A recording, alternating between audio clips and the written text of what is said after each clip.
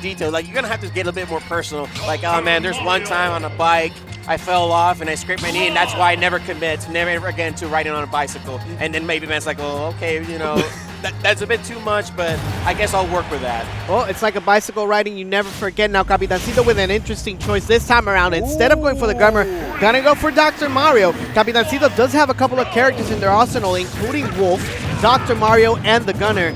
Now, let's see how we're gonna see the both teams actually run out. As you see, the flag of the United States and Puerto Rico actually divided in a triangle. Looks pretty well so far.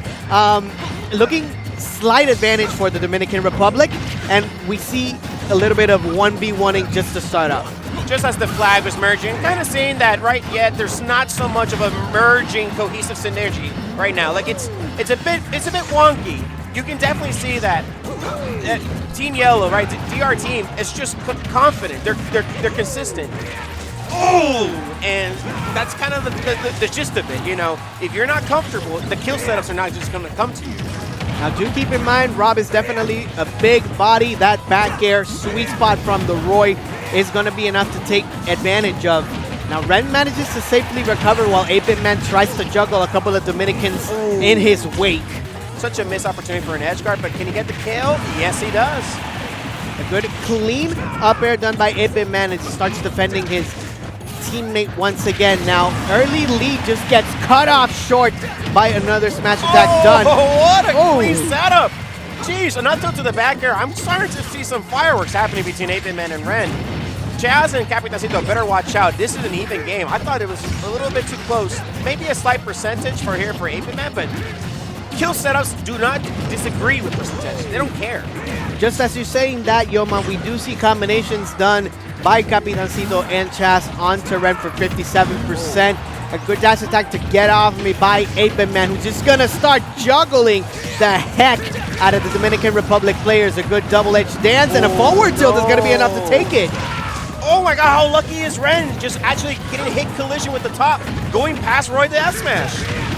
Actually taking advantage of the invincibility that you have as soon as you get out of the traps.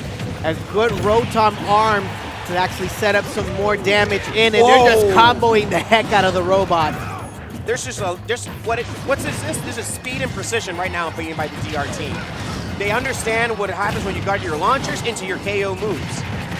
There we go, 8BitMan finishing off. Oh! And back to back, 8BitMan saying, I need to kind of wrap this up. I gotta even this up real quick. Hold on, let me show you what's up. MVP situation done by 8BitMan. But now it's Chazz's turn to be a little bit of an MVP, actually hitting both with that up smash. 8BitMan is at 114% with only one stock left. The important thing is he's going to try to isolate that robot so you can get that 2v1 situation. I think that just is right now in this chaotic moment, ReN has to be the forefront. You can see how hungry DR is trying to get the KO on 8BitMan. And 8BitMan is trying to stay zony. He's trying, but he's clipping sometimes ReN on the way of trying to protect him. There's still that little moment where they're hitting each other. There are still moments in time where the rub is actually interrupting what Roy's going to try to do. Close. Beautiful mash done by Chazz to actually try to survive. And we see two Dominican players try to take care of the robot, but a fair into the back air. Going to send him to the side. The down air is not going to connect for the Rob. High percents for everybody. This is a back air 2v1 situation. Oh, these KO moves I've been missing. What could have been the most clutch moment for game number one just slipped away from their fingers. And right now, just currently now ledge trapping an edge guard situation. DR just cleans out the game. So close. Game one, right there, red team had it. It was in their hands. And just a simple breeze of the wind, they missed two KO moves, and it was all gone. A very close set by these two teams who could be favorites to actually take doubles. That's how good these opponents are. As we see, the next pick on the stage is going to be running it back to Pokemon Stadium 2. Now, Ryoma, adaptations for this game, we did see that Rob was trying to maintain the distance right at the end of the set. That could be a winning formula if he keeps that consistency up for the next match. I think that if you're going to make some change-ups, for at least for red team, we have to be paying attention to how they're jumping. I've seen that their timing of the jumps are about similar, so they're about the same wavelength, but they're choosing the options that collide. They're gonna have to start kind of like telepathically sending the message, Leo, I'm going to jump this time. You wait your turn. So they have to work it out in this set right now. But, you know, PS2 still looking way more comfortable than before. 88% now onto the Dr. Mario. That's a stock right there for 8BitMan with an assist by ReN. A couple of fairs actually to drown up some more percents. One of the things that I really like that 8BitMan has been doing, he has been using the invincibility of the grabs to actually get some more damage in, and using the animations of said grabs to not get punished by the yellow team. Of course, you got to use that to your advantage. As soon as you got to throw, even if your teammate is not there, use that invincibility to protect yourself. There's chances for team combos, but you got to protect yourself. Staying alive gives you more chances of getting hits in. Another snipe done by 8BitMan with the neutral special that time, as we see Capitancito actually trying to get that edge guard situation one more time. Trying to separate ReN from the Rob. A good forward smash that time, just punishing the down smash from Rob. You know, it's a situation. You whiff a move, and he has invincibility. He's gonna, you know, it's a KO setup. It's already there. But the thing is right now I feel like because of 8BitMan's KOs back to back, he's putting tension. He's putting pressure.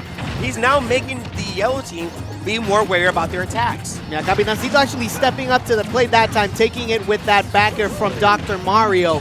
So early percents lead by the red team, but it's nothing to scoff at as of right now. Rotator arms! 2 kills again! Oh! So not being able to recover by Chazz, and obviously the big hit onto Dr. Mario, red team takes the advantage. It's immediate how 8BitMan took a breath, and immediately he's like, I gotta put pressure. I just need to take KOs. And it's just been non-stop. I have to give it to 8BitMan adaptation. It's been literally a coin flip situation for a lot of like these selling combos, and he always comes out and winning. And another good move by the yellow team as well, taking that Rob sky high this time. Early percents to Dr. Mario, actually responding back with a forward smash of 64%.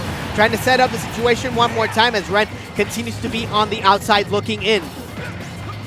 This is a situation where I feel like ReN kind of wants to play passive since he has an advantage, but he let 8BitMan get beat up a little bit. Now there's a lot of a percentage where this could be a comeback for DRT. Now Chazz needs to be careful not to hit Dr. Mario too strongly either. Maintaining them at a distance is going to be the name of the game for 8BitMan now.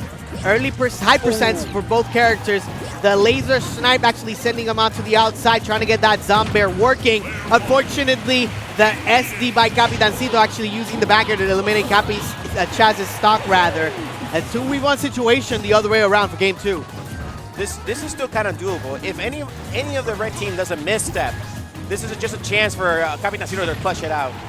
Slow passive style edge trapping, and a cape to hit both of them. This is looking like dangerous, perilous, and everything else.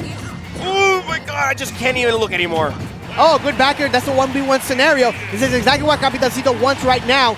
The laser's gonna go ahead and hit the mark for 137%. Dr. Mario manages to recover. Now we do know that Dr. Mario does not have recovery. Tombstone pile driver for the win. We are going into game 3. You gotta hold your breath when you're watching these team matches. I'm just here in terms of like, man, have you ever considered how time just flashes before your eyes? Yeah. And that's what I'm looking at these dubs matches. Like, it's hard to believe that's just a matter of like 2 minutes, 3 minutes. I feel like I don't have enough time to process what's going on in these matches. I have to say though, Dr. Mario is such a nice, a nice appearance in such these brackets, and seeing how his backer is making problems. His pill is interrupting during these team combos that red team is trying to do. So it definitely has been beneficial in a way and not a detriment.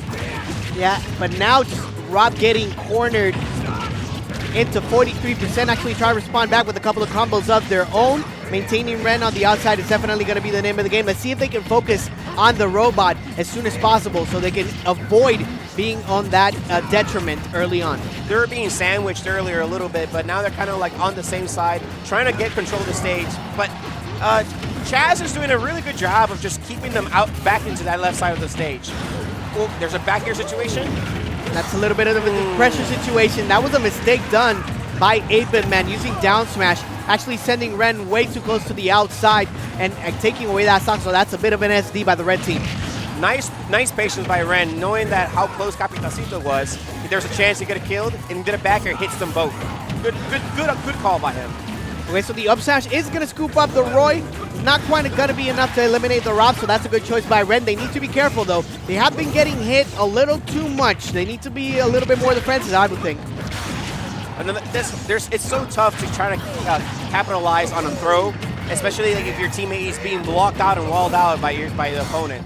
I think like right now, the situation is you got to keep them separate from each other. So you see yellow team always being together in the center and splitting the red team on each side. So far, so good. 2 stocks apiece for everybody, and similar situations in regards to percent as well. Now, 8BitMan trying to go for everything to eliminate that Dr. Mario as soon as possible, but Roy is the one with the high percent. It's really tough for a red team to approach, because if you have Dr. Mario at the forefront, he holds shield, what really can you do? If you try to grab, Roy's going to be right there to capitalize on your throw punish. In a situation, if you try to land an aerial on Dr. Mario, he's got a B, he's got his nair, he's got lots of aerial options to punish these things. Look at the coverage that Capitancito is actually doing with the Roy. Constantly staying right behind him just to avoid that ReN actually manages any type of approach, and continue just juggling the Rob until there's no tomorrow. 9% on everybody except for Capitancito is actually very big, considering they just eliminated ReN's stock right there. 8BitMan clutches out a back air. Even that's a pretty low percent considering how long these stocks have been going for. It's still kind of even considering how I feel like the pace has still been in yellow's favor. Oh, this could have been not a kill move, but that's a lot of percents to be worried about. This edge guard is pivotal, but does not get the meteor hitbox on that down air, sending him upwards. ReN manages to clean it up with an up air of his own. And this is one stock situation for every single member of the doubles teams, with a clutch Zombear done by 8BitMan, as we see the pressure actually coming onto Chazz. All right, so this is a situation that we saw earlier, a 2v1, but the percentage is completely, this is a different type of movie. Now that we can work with, let's see how they can do a team up, a bullying of sorts on Chazz right now. So we managed to get that forward tilt on. Now Chazz actually playing very well in between the two players of Team Red. Double H stands for 88%, sending Rob onto the outside. How is he going to respond to ReN's offense now that he's taking the lead? It's going to be the main question. Force palm right into the face of the Roy. And Team USA PR is going to take this set 2-1. That was a best of 3? It is a best of 3. That was a best of 3? It is a best of 3. Sheesh, I was sweating. I was sweating. So far, so good for this time. Now, doubles starting off at First Attack 2022, right as you wanted. A lot of hype and a lot of international representation by different countries: United States, Puerto Rico, Dominican Republic. We also have kept from Japan in singles. So